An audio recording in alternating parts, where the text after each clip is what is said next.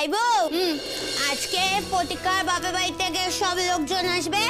তুই আমি বললি না যে তার নতুন শাড়ি বের করে দিবি, দিলি না তো এখনো দে। আরে দাঁড়াও, দেবো দেবো, আগে সব কাজকর্ম সব সামলে নি, তারপর তোমাকে বের করে দেবো, বুঝলে? ওরা তো আসবে সেই বিকেল বেলা, তার মধ্যে হয়ে যাবে। আচ্ছা, রান্না বান্না কি হয়েছে? মানে খাবারটা কি পাবো নাকি? বসো, খেতে দিচ্ছি।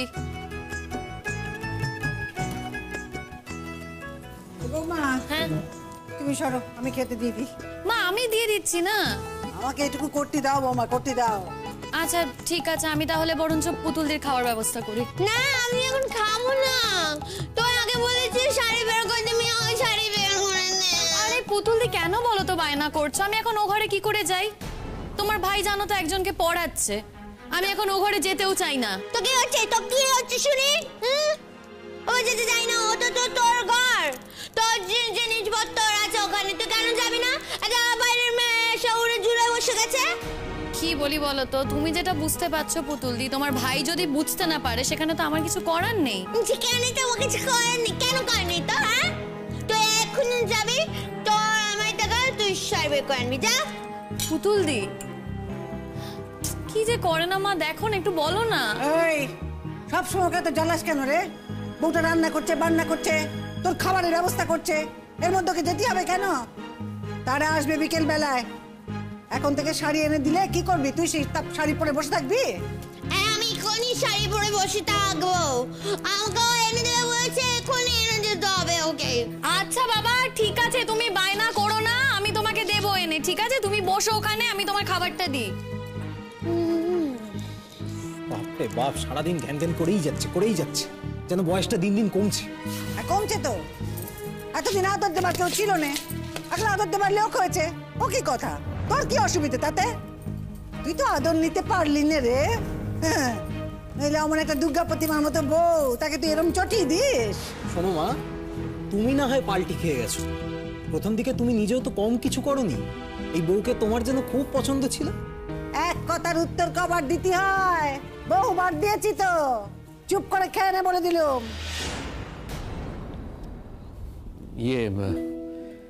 প্রিয়াঙ্কা,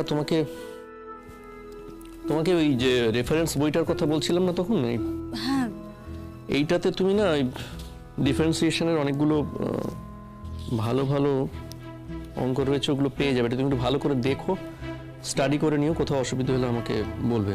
হ্যাঁ সে না হয় দেখবো স্যার, কিন্তু বলছিলাম যে আপনি যদি আমাদের বাড়িতে গিয়ে পড়াতেন তাহলে ভালো হতো না? আসলে আমি আসার পর থেকে দেখছি আপনার বউ খুব খারাপ ব্যবহার করছে, আপনার বাড়ির লোকও খুব খারাপ ব্যবহার করছে, তাতে সত্যি বলতে কি আমার একটু অস্বস্তি লাগছে। করুক না, জ্বালা ধরুক। তুমি দেখো, নিজে থেকে আমার সঙ্গে কোনো সম্পর্ক রাখবে না, অথচ মাস গেলে আমার মাইনের অর্ধেকটা টাকা ওকে দিয়ে দিতে হবে। শুধু তাই নয়, আমাকে অ্যাকিউজ করে 5 লাখ টাকা নিয়েছে ও। নিঃস্ব করে ছেড়ে দিচ্ছে আমাকে, নিঃস্ব করে। এরকম একটা মেয়ের সঙ্গে আপনি আছেন কেন?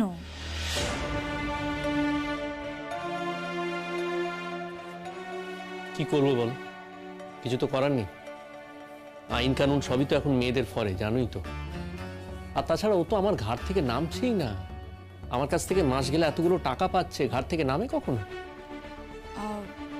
প্রতীক্ষাদি বলছিল আপনার বউয়ের নাকি কোন একটা ছেলের সঙ্গে ইন্টু পিন্টু আছে। কি বলবো বলো, আর দুঃখের কথা। আছে তো, আছে। সেই ছেলেটা না বাড়িতেও আসে, ওরা আবার একসঙ্গে গান বাজনাও করে। তবু আপনাকে ছাড়ছে না? না, ছাড়ছে না তো, কি করে ছাড়বে? তুমি বুঝতে পারছো না, আমার একটা ফিক্সড স্যালারি আছে, আমার একটা রোজগার আছে, আমার কাছ থেকে এতগুলো টাকা পাচ্ছে, আমাকে ছাড়ে কখনো? আমার যে কি কষ্ট না, কি দুঃখ, তোমাকে আমি কি করে বোঝাবো বলো তো প্রিয়াঙ্কা। বাধ্য হয়ে তো আমাকে টিউশনই করতে হচ্ছে, না হলে আমার চলবে কি করে? মাস গেলে আমার স্যালারির এতগুলো টাকা যদি আমাকে দিয়েই দিতে হয়, তাহলে কি করে চলবে বলো তো? আমার ইএমআই রয়েছে, আমার নিজস্ব খরচ খরচা রয়েছে, আমি তো কিছুই করতে পারছি না। আমি সিনেমা থিয়েটার কিচ্ছু দেখতে পাচ্ছি না। স্যার স্যার আপনি এভাবে দুঃখ করবেন না, দেখবেন একদিন সব ঠিক হয়ে যাবে। আমি প্রতীক্ষাদির কাছ থেকে সব কিছুই শুনেছি। সত্যি বলতে কি আমার শুনে খুব খারাপ লেগেছে। যাক, তাও তুমি ব্যাপারটা বুঝলে, তুমি তো শুনলে আমার দুঃখের কথা। কি করব বলো তো, একটা মেয়েকে আমি বিয়ে করে বাড়িতে নিয়ে এসেছিলাম সুখী হব বলে। ন্যাচারালি সবাই তাই করে, অথচ আমাকে একেবারে নিষ্পেষণ করে শেষ করে দিচ্ছে আমায়। স্যার আপনি প্লিজ দুঃখ করবেন না। আমাকে স্যার বলার কি খুব প্রয়োজন আছে? পরাগদা বলতে পারো তো, নাকি আমাকে দেখলেই মনে হয় যে স্যার বলতে হবে, মানে এতটাই বয়স মনে হয়? না মানে আপনি নিজে থেকে যদি কিছু না বলেন আমি কি করে বলি বলুন তো? এই তো বললাম, তো বলে তো দিলাম, এবার থেকে পরাগদা বলবে, কেমন? আচ্ছা তাই বলবো। আরেকটা কথা, তোমাকে তো বলেছিলাম সপ্তাহে 3 দিন করে পড়ার কথা। তুমি একটা কাজ করতে পারো, তুমি রোজই আসতে পারো, কারণ সকালের দিকটা তো আমি ফ্রি থাকি। তো স্কুলে যাওয়ার আগে আমি না হয় তোমাকে পড়িয়ে তারপর স্কুলে যাব। তাহলে তো খুব ভালো হবে। না আসলে আমি ডিস্টেন্স কোর্সে পড়ি তো, কলেজের সঙ্গে সেভাবে যোগাযোগ থাকে না। যদি রোজ আপনার একটু টাচে থাকতে পারি তাহলে পড়াটা ঠিক হবে, আরো ভালো হবে, আর পড়ার ইচ্ছেটাও থাকবে। বেশ, তো তাই হবে। তাহলে এই কথাই রইলো, কালকেও তুমি আসছো, কেমন? হ্যাঁ ঠিক আছে। আচ্ছা, তোমাকে এই যে বইটা দিলাম না, তুমি বরং ওটা একবার একটু দেখে নাও, যদি কোথাও অসুবিধা হয় আমাকে বলো, আমি তোমাকে বুঝিয়ে দেবো। একবার দেখে নাও। আচ্ছা শোনো, বলছি যে প্রতীক্ষা ওর বাপের বাড়ির লোকজনদের নিয়ে আজকে আসবে। আমি অফিস থেকে তাড়াতাড়ি ফিরে আসবো। কেন? তার তো দরকার পড়বে না, আমরা তো আছি। আমরা কি কথা বলতে পারবো না? তোমার কি মনে হয়? আরে বাবা, আমি তো মায়ের সঙ্গে কথা বলছি, তোমাকে তো বলছি না। না না, ওকেই বলতে হবে তো। তোমার যা কিছু বলার ওকেই বলতে হবে। তোমার মায়ের অত জোর নেই গায়ে, যা করার তো বৌমাই করবে, তাই ওকেই তোমায় বলতে হবে। আর ঠিকই তো বলেছে বৌমা, ও কি কথা? তারা আসবে, বিয়ের দিনক্ষণ ঠিক করবে, বিয়ের লগ্ন কখন না কখন, পাকা দেখা কবে হবে না হবে, আশীর্বাদ কবে হবে, এ তো আমাদের আর তাদের কথা। তুই থেকে কি করবি বাড়িতে? আমরা ভাবছি যে এই রোববারই আশীর্বাদটা সেরে ফেলবো। রবিবার খুব মজা হবে, খুব মজা হবে। মা শোনো, আমি একটা কথা বলি তোমায়। আমার কাছে কিন্তু বেশি টাকা পয়সা কিচ্ছু নেই। সামনে এই যে আশীর্বাদ হচ্ছে, আশীর্বাদে কিন্তু আমি কোনো খরচা করতে পারবো না, কারণ সামনেই বিয়ে, আমার অনেক খরচা আছে। আশীর্বাদের খরচাটুকু আমরা দিয়ে দেব, তবে হ্যাঁ বিয়েতে যা খরচাপাতি হবে সমস্ত তো দেওয়া আমাদের পক্ষে সম্ভব না। যতটুকু সম্ভব নিশ্চয়ই দেব। তবে তোমাকে একটা কথা বলি, এই যে বউকে বাড়িতে নিয়ে আসবে, হ্যাঁ তার সাথে ভালো ব্যবহার করো তুমি ঠিকই, তবে ভবিষ্যতেও না সেই ভালো ব্যবহারটা বজায় রেখো। যদিও বা চাকরি করা বউ টাকা রোজগার করে, তো তাই তোমাদের নেচার ওয়াইজ তোমরা হয়তো তার সাথে খুব একটা খারাপ ব্যবহার করবে না, তবুও বলে রাখলাম তার সাথে কিন্তু কোনো খারাপ ব্যবহার করো না। মানে যে ব্যবহারটা আমার সাথে করো সেটা অন্তত করো না। একটু অন্তত সম্মান করো নিজের বউকে। উফ বাবা, আবার জ্ঞান দেওয়া শুরু হয়ে গেল তো। বারে সম্পর্কে আমি তোমার বড় বৌদি হই, একটু জ্ঞান তো দিতেই পারি। আর হ্যাঁ, একটু জ্ঞান না তোমার দরকারও আছে। তো আমার শাড়িটা আনবি কি আনবি না বল? আনছি, তুমি খেয়ে নাও, আমি নিয়ে আসছি।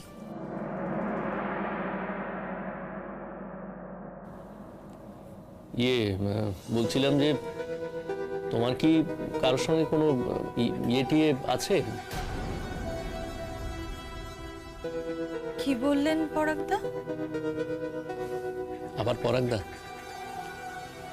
আমি তো বারবার বারণ করেছি পরাগদা বলবে না আমাকে। আজকালকার দিনে কেউ এরকম আপনি আগে করে? না আপনি যদি কিছু মনে করেন। কেন মনে করবো? আমি তো নিজেই বলছি, এবার থেকে পরাগদা তুমি, কেমন? আচ্ছা তাই বলবো। হ্যাঁ কি যেন বলছিলেন? সরি, কি যেন বলছিলে পরাগদা? বলছিলাম যে মানে তোমার কি কারোর সঙ্গে কোনো অ্যাফেয়ার ট্যাফেয়ার আছে? না না বাবা, আমার বাড়ির লোকজন খুব কড়া, এসব অ্যাফেয়ার ট্যাফেয়ার মানবে না। না তাহলে এই যে আমি একজন ইয়াং ছেলে, আমার কাছে যে পড়তে এলে বাড়ি থেকে কিছু বলবে না? তুমি তো মাস্টার মশাই। না কিন্তু মাস্টারমশাই হলেও ইয়াং তো।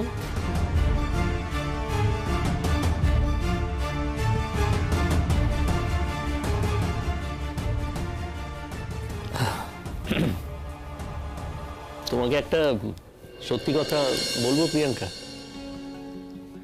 মানে আমি আগে না তোমাকে প্রতীক্ষার সঙ্গে অনেকবারই দেখেছি। আমি প্রতীক্ষাকে জিজ্ঞেস করতাম যে প্রতীক্ষা এই মেয়েটা কে, ভীষণ স্ট্রাইকিং মনে হচ্ছে, দুর্দান্ত একটা মেয়ে। তো প্রতীক্ষা আমাকে বলতো যে কি পরাগদা তুমি কি আলাপ করবে? আমারই লজ্জা হতো, লজ্জার জন্য আলাপ করা হয়নি। তারপর দেখো, তারপর বিয়ে হয়ে গেল। আর কি অদ্ভুত কোইন্সিডেন্স দেখো, সেই তুমি কিন্তু আবার আমার কাছে পড়তে এলে। হ্যাঁ, আলাপ হয়ে গেল। আলাপ হয়ে কেমন লাগলো? সত্যি কথা বলবো, আমার যেন মনে হচ্ছে আমি এতদিন না মরে বেঁচেছিলাম। আমি যেন সত্যি করে বাঁচার অক্সিজেন পেলাম। সত্যি। একদিনের আলাপেই এটা বলছো? একদিনের আলাপ? একদিনের আলাপ কোথায়? আমি তো তোমাকে অনেকদিন ধরেই চিনতাম, মানে দেখেছি অনেকবার।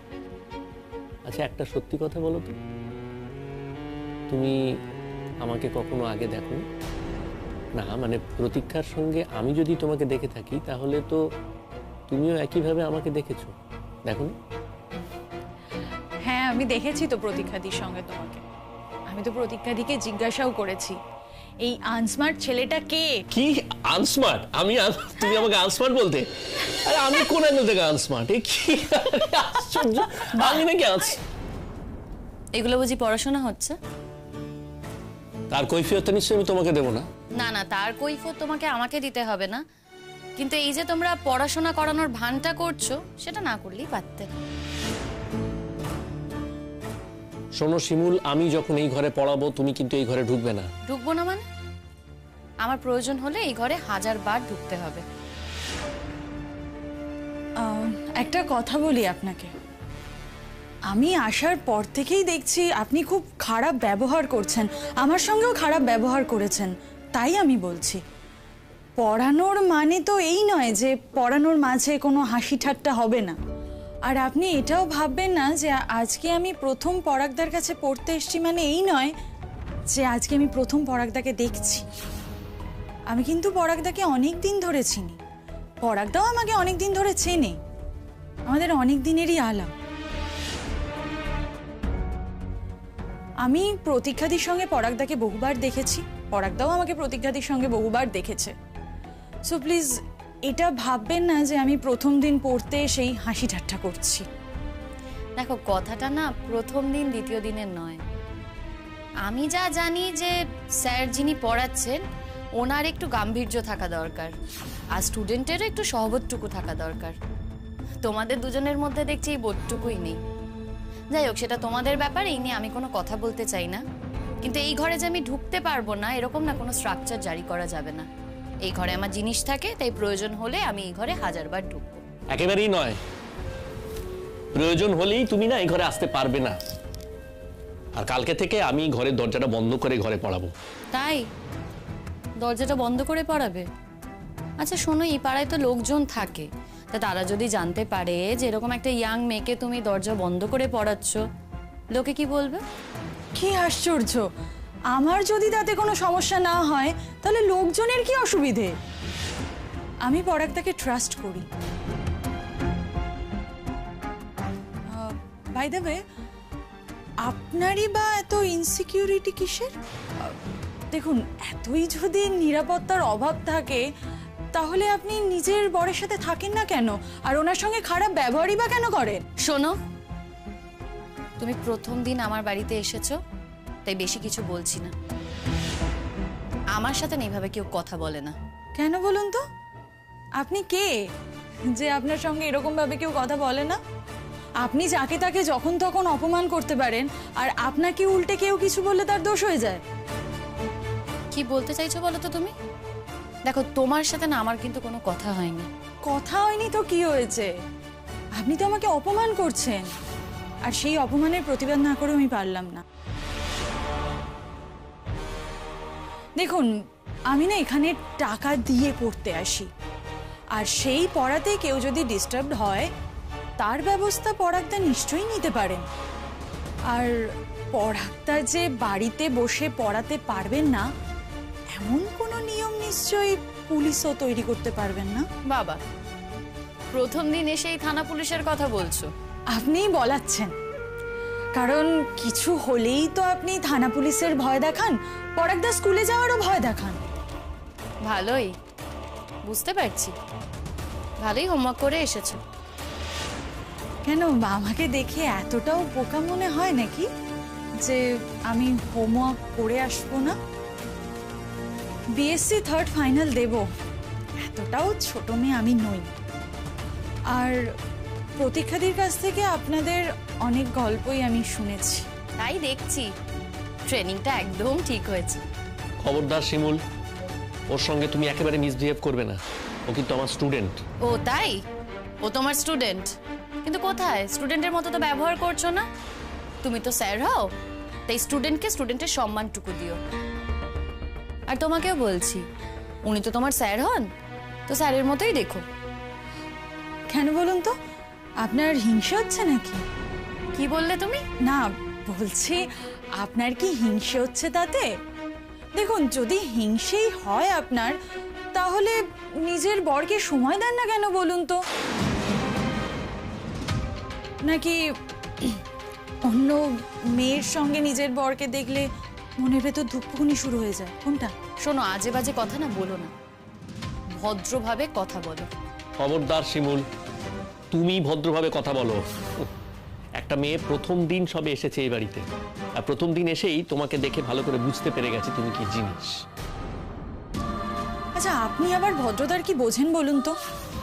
নিজের স্বামীকে স্কুইজ করে টাকা নিচ্ছেন, বয়ফ্রেন্ডের সাথে ঘুরে বেড়ান। শুনুন, আমি তো এই পাড়াতেই থাকি, কানাঘুষো সব কথাই শুনতে পাই, তাই বলছি প্লিজ আমার মুখ খোলাবেন না। আর হ্যাঁ, আমাকে ভয় দেখাবেন না। ভয় দেখিয়ে সবার কাছ থেকেই হয়তো কাজ হাসিল করা যায়, কিন্তু আমার ক্ষেত্রে সেটা হবে না। আমি কিন্তু সেই ধরনের মেয়ে নই, বুঝতে পেরেছেন? বুঝেছি, তুমি কি ধরনের মেয়ে সেটা আমি খুব ভালো করেই বুঝেছি। আর তুমি প্রথম দিনই আমাকে সেটা বোঝাতে পেরেছো। তোমাদের ব্যাপার, তোমরা যা করবে করো, এই ব্যাপারে না আমার সত্যি কোনো আগ্রহ নেই।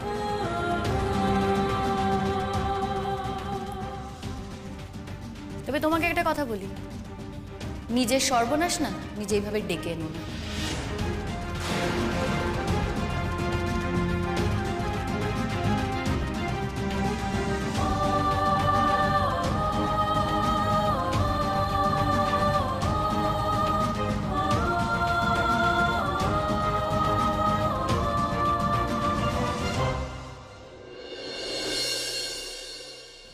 মা, ও এসো এসো এসো বৌমা, এসো গো, এসো। এই যে চা। হ্যাঁ দাও, লক্ষ্মী মেয়ে। কাকিমা, ও ও বৌমা, কোথায় যাচ্ছ? একটু বসো না, এসো। মা বসার সময় নেই গো, হাতের অনেক কাজ আছে, রান্না বান্না পড়ে আছে। তার মধ্যে আমার ননদিনী আজকে আবার বায়না ধরেছে, ওই তুতুলের গলায় কি একটা ওড়না দেখেছিল, সেই ওড়নাই নাকি তার চাই। এখন পুতুল দিকে নিয়ে আমায় বেরোতে হবে। বলিও কি কথা, বেরোতে হবে মানে? ও চাইলে তুমি দেবে নাকি? ওর ভাই না একদম কানে নিও নে, কানে নিও নে, কিন্তু আমি বলে দিলাম কিচ্ছু কিনে দেবে না এখন ওকে। মাথায় চড়ালি কিন্তু চড়বে বলে দিলাম বৌমা। তাছাড়া ও তো এখন অনেক ঠান্ডা হয়ে গেছে, শান্ত হয়ে গেছে, বায়না টায়না খুব বেশি করে নাকি? হ্যাঁ, এসো না, বসো, তোমার সাথে কথা আছে, আমার একটু কথা আছে। ওই সেই কথা নিয়ে আমি আর দিদি আলোচনা করছিলাম। এসো এসো, বসো বসো। কি কথা কাকিমা? বসো না মা, বসো বসো। মা বললাম তো এখন বসতে পারবো না, তুমি বুঝতে পারছো তো? পুতুল দিকে আমি নিচে বসিয়ে এসেছি, বললাম চাটা দিয়েই আসবো। ও যদি এখন এখানে এসে দেখে যে আমি তোমাদের সাথে কথা বলছি, বুঝতে পারছো কি হবে? বৌমা বলছিলাম কি, কথাখানা হলো দেখো, এই আমরা মেয়েরা, আমরা তো একবার বিয়ে হলে চট করে সে বিয়ে থেকে বেরিয়ে যেতে পারি না, মানে আমরা কেউই পারি না। তুমিও তো পারো না মা, তাই না? তুমি তো যেতে পারতে, যাওনি তো। আসলে আমি জানি তুমি তো খুব ভালো মেয়ে মা গো। দেখো, আজকালকার কোনো মেয়ে হলে কবে সে বাড়ি ছেড়ে চলে যেত, কিন্তু তুমি তো আজকালকার মেয়েদের মতো নও, তুমি তা যাওনি। আর গেলেও বা বৌমা, তুমি তো চাকরি বাকরি করো না, ওই তো দাদা বৌদিদের সংসারেই উঠতে হবে। আর তোমার মায়েরও তো বয়স হয়েছে, বলো তারই বা কি ভরসা? বাবা যখন নেই তার কথাও কেউ দাম দেবে না। আর তোমার দাদা বৌদিরা, না তোমার ছোট বৌদি খুব ভালো জানি, কিন্তু তারাও তো চাকরি বাকরি করে না, সেখানে গিয়েও তো তুমি উঠতে পারবে না, বলো? কাকিমা এখন কেন এই কথাগুলো বলছেন মা? মানে আমি সত্যি বুঝতে পারছি না। না না, কারণ আছে মা গো, কারণ আছে বলে বলছিল। আমরা দুজনেই তোমাকে একটা কথা বলতে চাইছিল। সে কথাটা হলো গিয়ে, ও বৌমা, এবার ওই পরাগের সঙ্গে মিটমাটটা করে নাও মা। হঠাৎ এই কথাটা আসছে কোথা থেকে? এই দেখো, কথাটা না তোমাকে বলতে আমার খুব খারাপ লাগছে। বলতে খারাপ লাগছে এই জন্য যে আমার ছেলে যা অন্যায় করেছে তার কোনো ক্ষমা হয়নি মা। কিন্তু আমি তোমাকে বলেছিলাম বারবার যে ও যে অন্যায় করেছে তুমি ওকে শাস্তি দাও। তো তুমি যখন তাকে শাস্তি দিলে না, শাস্তি দিলাম না মানে? শাস্তি তো দিয়েছি মা। আজ যদি ওর 5 বছর জেল হতো, সেই শাস্তি তুল্য শাস্তি কিন্তু ওর হতো না। তোমার ছেলে সব থেকে বেশি ভালোবাসে টাকা, ওর টাকাকেই জীবনে সবচেয়ে বেশি দাম দেয়। আর সেখানে ওকে যেই টাকা দিতে হয়েছে আর প্রতি মাসে যেই টাকা ওকে দিতে হবে, এর থেকে বড় শাস্তি আর ওর কাছে কি হতে পারে বলো তো? না, সে কথা তুমি ঠিকই বলেছো।